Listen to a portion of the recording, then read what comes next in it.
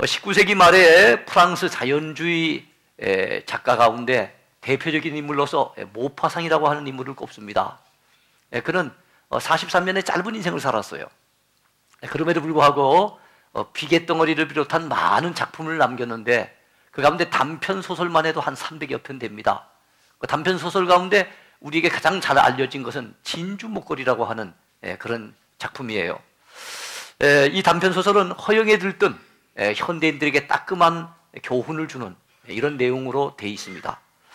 주인공 로아젤 부인은 초대받은 파티에 가기 위해서 치장을 하는데 뭔가 조금 좀 부족한 느낌이 들죠. 그래서 친구 포레스터 부인에게 가서 아주 값비싼 진주 목걸이 하나를 빌립니다.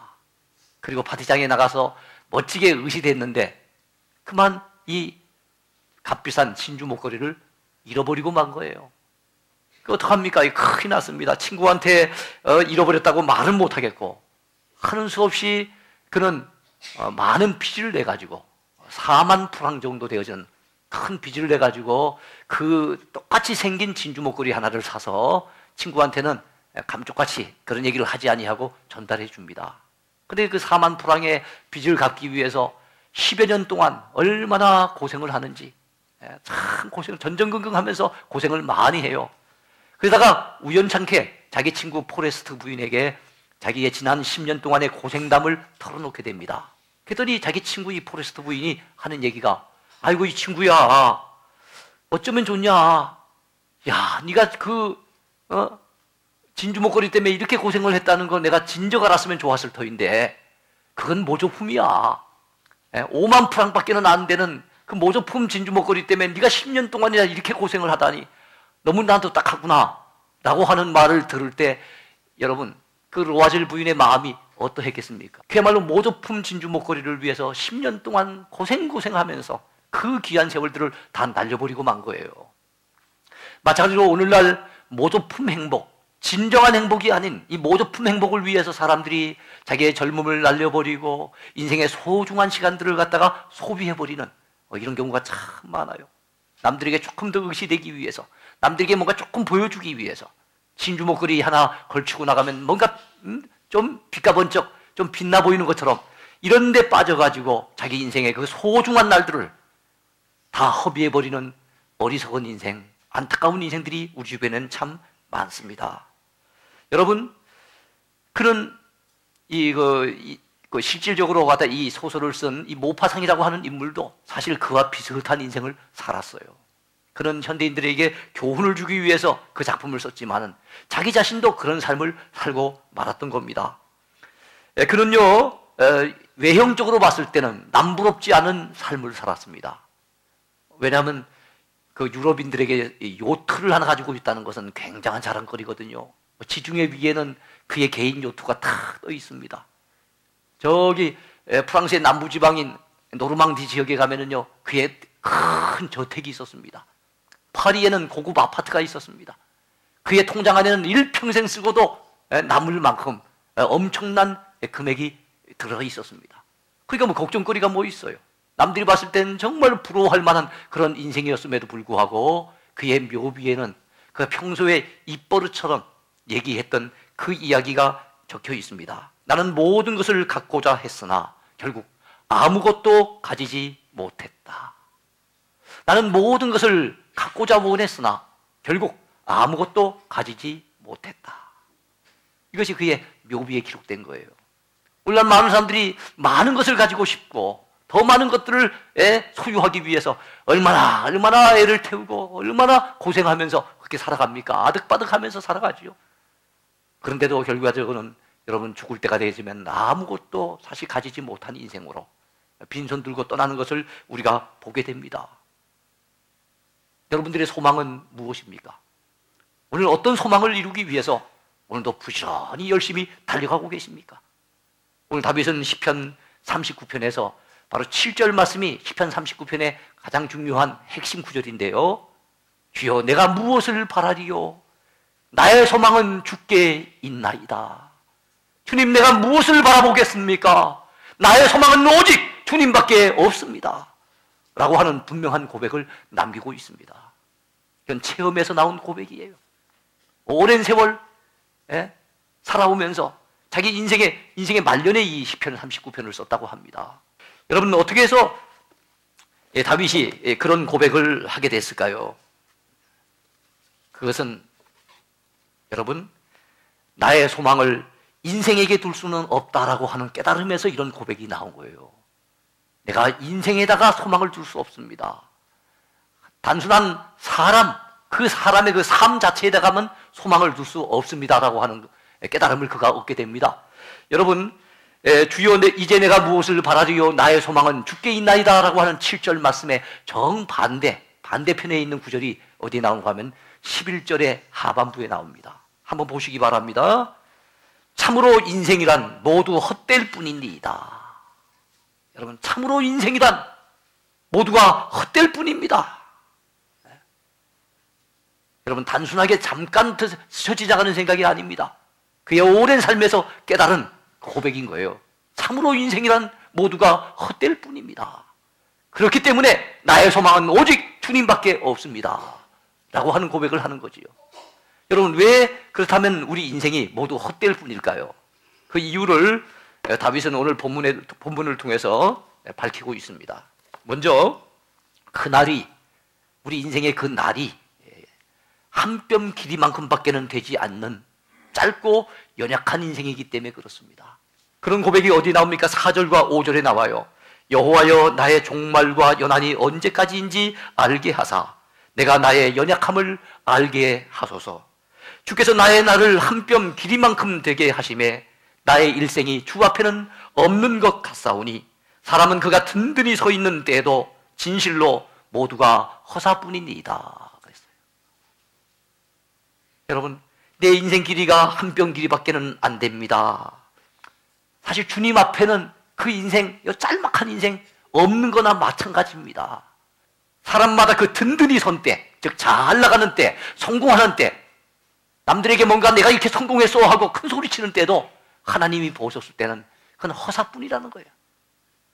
헛되게 짝이 없다는 겁니다. 근데도 우리는 그 인생을 살면서 기니 짤리 네가 올리 내가 올리 아웅다툼을 할 때가 많지요. 조금 더 가지려고 얼마나 서로 싸웁니까? 그렇습니다. 우리네 인생은 짧습니다. 그는 이 구절에서 내 인생이 연약한 인생이며 내 인생의 날수가 한 뼘 길이밖에 안 되는 짧은 인생이며 하나님 앞에는 없는 것과 같은 허무한 인생임을 고백하고 있는 겁니다. 또한 다윗은 고백합니다. 왜 우리가 인생에다가만 소망을 둘 수 없겠습니까?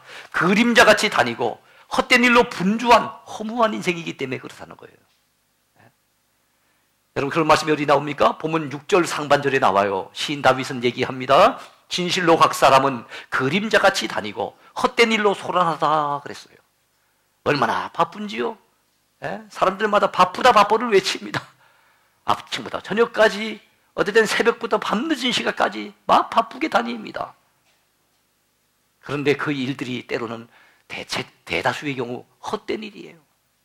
헛된 일, 우리에게 영원한 것이 아닌 일, 결국엔 사라질 일, 결국엔 썩어질 일 때문에 우리가 얼마나 바쁘고 소란하게 다니는지요. 그림자와도 같다 그랬어요. 그림자는 그림자일 뿐이죠. 그림자는 실체가 아닙니다.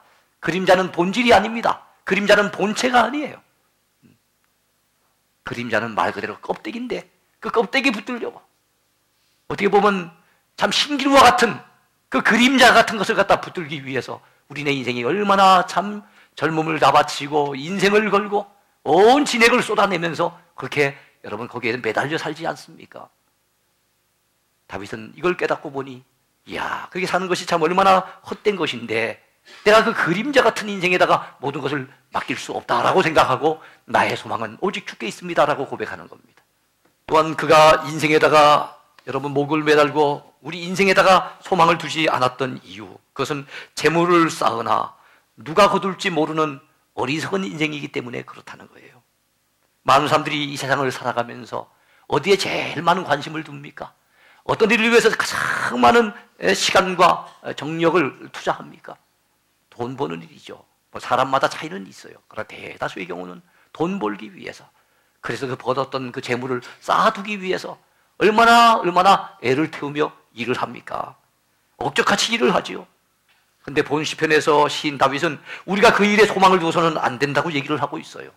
그는 6절 하반절에서 이렇게 말씀합니다. 재물을 쌓으나 누가 거둘런지 알지 못하나이다.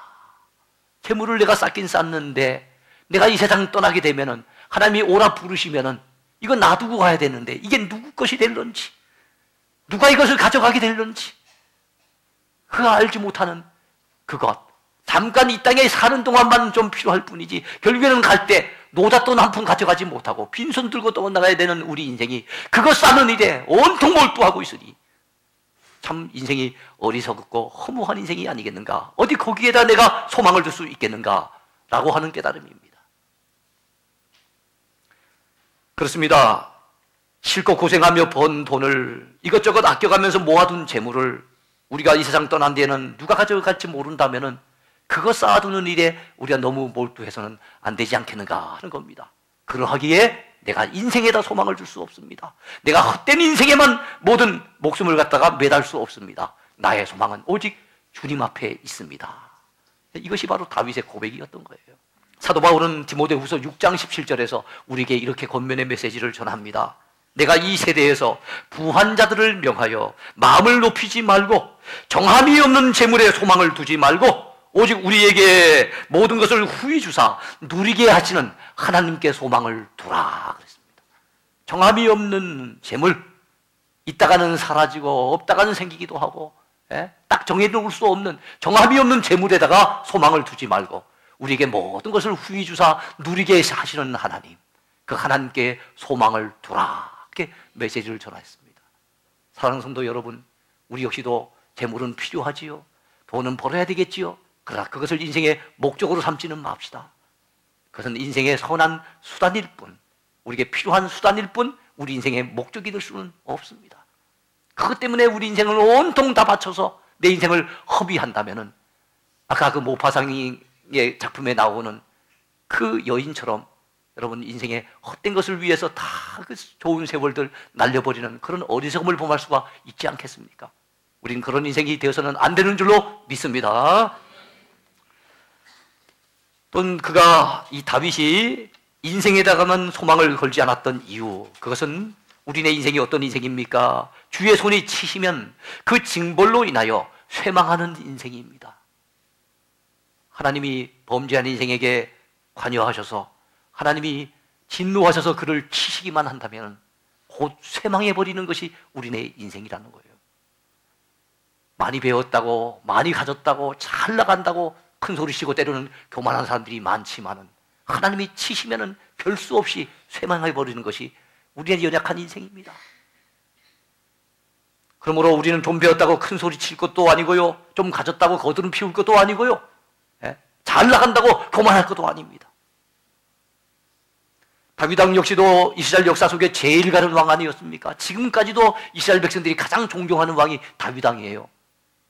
사람들로부터는 위대한 왕이라고 칭함을 받는 다윗 왕이었지만 그는 본문에서 뭐라고 고백을 하고 있습니까? 여러분 한번 보시기 바라요. 10절 말씀, 주의 징벌을 나에게서 옮기소서, 주의 손이 취심으로 내가 쇠망하였나이다. 주께서 죄악을 책망하사 사람을 징계하실 때에 그 영화를 좀먹음같이 소멸하게 하시니 참으로 인생이란 모두 헛될 뿐이니이다 그랬습니다. 그가 범죄하고 타락한 경우가 종종 있었지요. 그래서 하나님이 징벌을 내리실 때는 여러분 다윗도 정말로 무력한 인생이 되는 것을 그 스스로가 느낍니다. 낭패를 만납니다. 온갖 수모를 다 겪습니다. 심지어는 아들이 쿠데타를 일으키고 그래서 그걸 피해가지고 도망자 신세가 되어져서 피난길에 오르기도 하고 얼마나 그가 수모를 많이 당했는지 몰라요. 하나님이 징벌하시면은 별 수 없이 우리는 땅바닥에 떨어지는 인생입니다. 쇠망할 수밖에 없는 인생입니다. 그런 인생이 뭐 좀 잘 나간다고 어찌 교만할 수가 있겠습니까? 또 우리네 인생이 어떤 인생입니까? 다윗의 고백에 의하면 때로는 눈물 흘리며 나그네같이 떠도는 인생입니다. 시인 다윗은 본문 12절에서 이렇게 고백하고 있죠. 여호와여 나의 기도를 들으시며 나의 부르짖음에 귀를 기울이소서. 내가 눈물을 흘릴 때 잠잠하지 마옵소서. 난 주와 함께 있는 나그네이며 나의 모든 조상들처럼 떠도나이다. 그는 눈물을 흘리며 하나님 앞에 호소하고 있습니다. 그러면서 자기 인생은 나그네 인생임을 얘기하고 우리 조상들처럼 나는 떠도는 인생이라고 고백하고 있는 거예요. 그렇습니다. 성경에 나타나 있는 많은 구절들 보면 바로 우리 신자들의 삶, 우리 인생의 삶이 나그네 인생임을 그렇게 언급하는 경우가 참 많아요. 다윗의 조상 아브라함도 떠도는 인생이었어요. 그의 아들 이삭도 마찬가지고요. 또 아브라함의 손자였던 누굽니까? 야곱도 역시 나그네 인생이었어요. 나그네 삶이라고 하는 것이 정처가 없어요. 우리 영원한 본향은 따로 있는 겁니다. 그러니까 그 본향을 바라보지 아니하고 나그네뿐인데 이 땅에서만 소망을 두고 이 땅의 것에만 여러분 심취해서 그렇게 살아갈 수가 없는 거예요.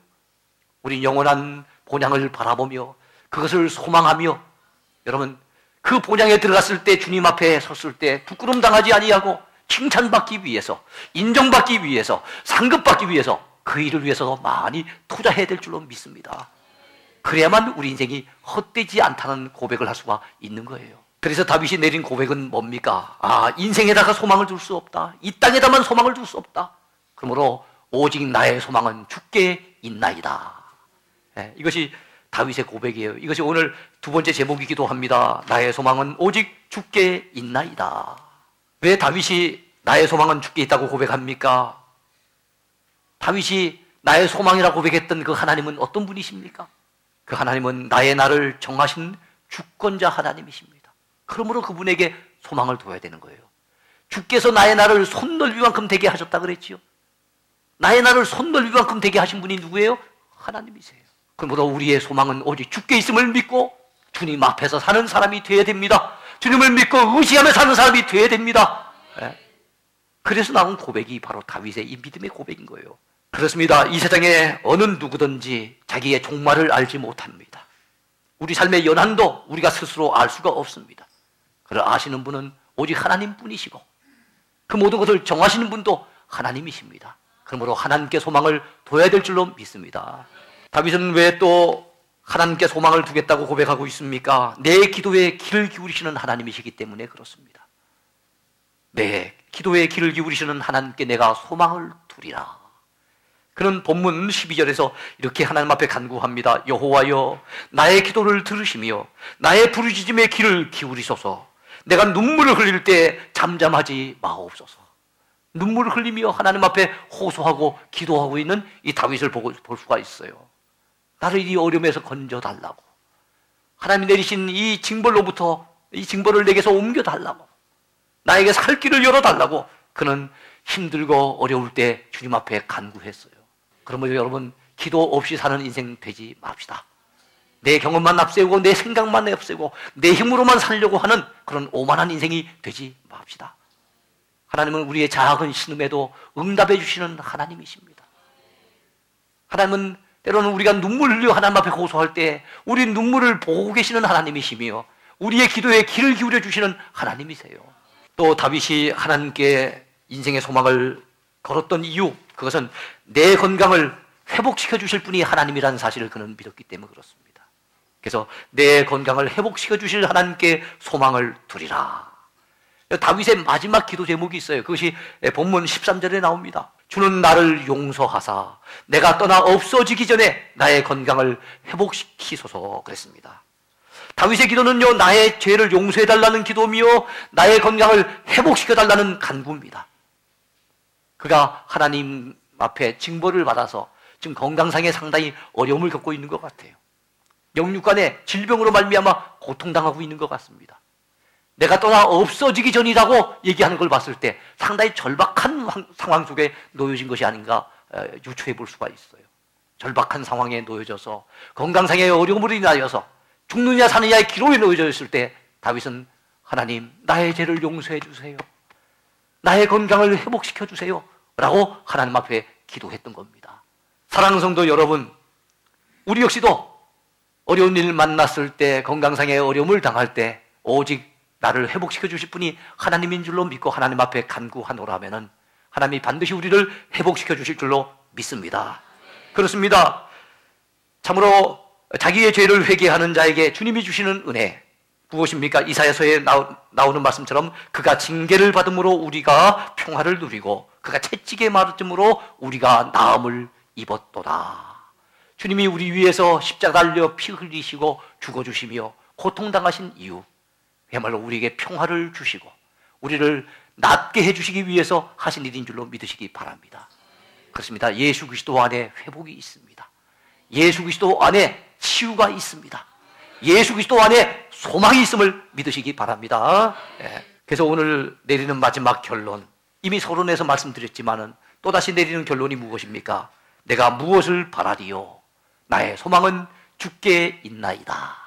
여러분이 다른 구절을 잊어버려도 시편 39편 7절 말씀, 주여 내가 이제 무엇을 바라리요? 나의 소망은 주께 있나이다 라고 하는 고백만은 마음판에 새길 수 있게 되길 바랍니다. 본 시편을 관통하는 다윗의 솔직한 고백이에요. 다윗의 솔직한 고백, 이게 뭡니까? 그렇습니다. 하나님, 나의 소망은 오직 주님밖에 없습니다. 내 소망은 오직 주께 둘 것입니다. 이런 다짐과 고백을 그가 하고 있는 것입니다. 여러분, 온몸의 50%의 3도 화상을 입은 한 자매가 있습니다. 기적적으로 살아난 이 자매, 이지선 양입니다. 그녀는 이런 확신에 찬 고백을 우리에게 전해줍니다. 저는 기대합니다. 지금은 상상치도 못할 일들이 앞으로 펼쳐질 것입니다.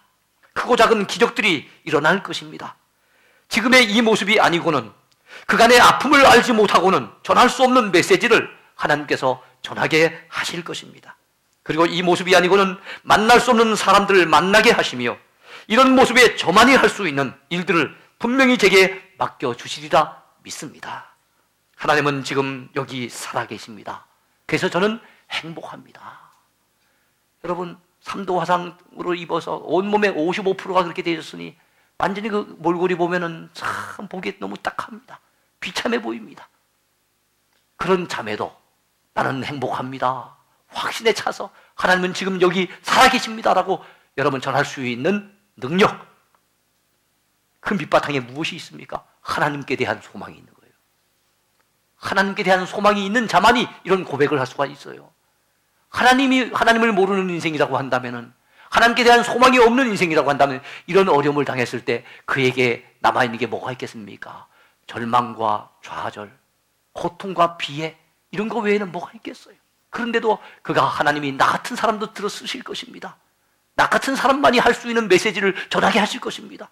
그러면서 그가 확신에 차서 나는 행복합니다라고 할 수 있었던 비결, 하나님께 소망을 두었기 때문에 가능하된 줄로 믿습니다. 그러므로 사랑하는 성도들이여, 우리 모두 다윗처럼, 앞서간 많은 믿음의 사람들처럼, 그리고 여기 있는 이지선 자매처럼 우리 모두 하나님께 소망을 둡시다. 이제는 세상 것에 소망 두지 말고, 인생에다가 목숨 걸지 말고, 물질에다만 소망을 두고, 자식에게만 소망을 두고, 이 땅에 있다가 사라질 것에만 소망을 두는 우리의 모습이 아니라, 영원하신 하나님, 우리를 사랑하시는 하나님, 모든 것을 능히 행하실 수 있는 전능자 하나님, 우리의 생명의 주관자 되시는 그 하나님께 소망을 두는 복된 인생들이 다 되기를 축원해 드립니다.